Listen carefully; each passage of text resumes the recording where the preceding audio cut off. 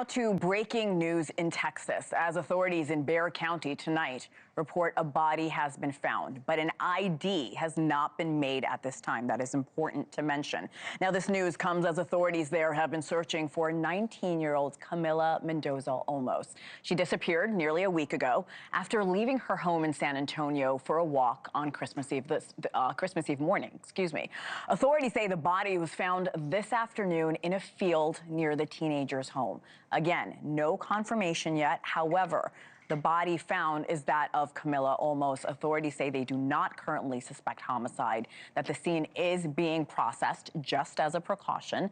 Instead, they say indicators suggest the death is possibly due to self-harm. They add a firearm was recovered on the scene. It belonged to a relative and had previously been reported missing. But again, the ID of the body found in Bexar County has not been confirmed as of yet. We will continue to follow. This also comes as authorities say they have found a second teenage girl. She went missing last night. 14-year-old Sofia Gabriela Peters-Cobos has been found safe. Meanwhile, a third girl, a 17-year-old, Angelique Johnson, was also believed to have vanished from her San Antonio home in the last few days. Authorities now say they have made contact with her and that she left willingly. She'll be coming home in a couple of days.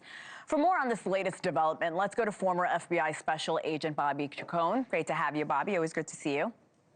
Thanks, Anna. Thanks. Good to be here. Of course. These developments just came down a little while ago. Again, we have no confirmation on the body or the ID of the body. But what do you make of this new development?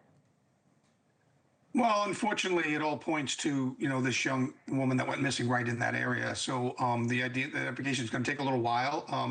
If it is her, she's been out there a week, almost a week. The elements kind of take their toll. Some predation possibly from animals could help with the degradation of the body, so that you might not be able to make an ID, a facial ID, or you might have to, do some scientific work in the medical examiner's office to make the ID. But I'm sure that's what they're working on very, very vigorously right now in getting her identified in whatever way they can as quick as possible.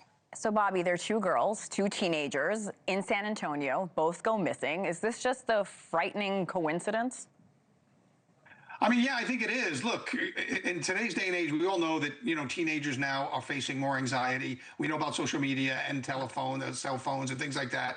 And it's just a very tumultuous time emotionally in teenagers' lives. It has when we were kids, and it hasn't changed. Maybe it's even gotten worse. So I think you have to look at each of these cases individually on what was going on in this person's life. Sometimes they just need to get away, and that's why some of these cases you find them and they come home, and sometimes they resort to self-harm. Sometimes they get abducted. There's so many different things that could possibly lead to this kind of missing person that you really have to keep an open mind when you go into these investigations. I want to go back to that body found in Bexar County. Authorities don't suspect homicide. They are processing the scene just as a precaution. What are the chances that that could change moving forward in this investigation, Bobby? The fact that it could change to a homicide, do you mean? Yes. I mean, I think it's probably a low possibility. Of course, it's never zero until they make that determination.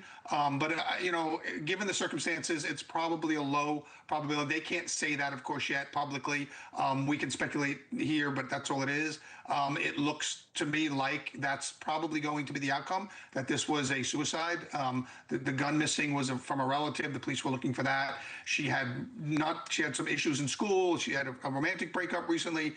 And although the friends in recent days have been saying, that they didn't suspect anything like that, or she couldn't do that, people that are kind of in that kind of pain emotionally often do hide it very well from their friends. I myself had a suicide in my family about 8 weeks ago, and the person who took their life had a 6-month-old baby, and we didn't suspect it. And so these kind of things are not often seen by the people closest to them, because they're hiding it. They're hiding the pain. Yeah, I'm sorry to hear about your relative, Bobby. That is really tough. You mentioned the firearm that was found at the scene. You mentioned it was reported missing by a relative. Do you think authorities all along were possibly considering this outcome? Yes, I think that all the outcomes, and we heard the Sheriff Salazar say this yesterday and the day before, that they were keeping all the avenues open, all the theories open, the trafficking theory, the runaway theory, this possible self-harm theory, the meeting a stranger on the internet theory. No, and they didn't have really any evidence that was shutting off any of those avenues. So they were pursuing all of these things at once, which takes a lot of manpower, and resources and stuff. But I don't think that they were closing down any avenue yet. And unfortunately, this type of discovery, kind of leads you, to where we're at. All right, we'll see what comes out of this discovery. Bobby Chacon, thank you again. Happy New Year. Thank you. Happy New Year to you. Thank you for watching. Subscribe below and download our NewsNation app right now on your phone, and you will get fact-based, unbiased news for all Americans.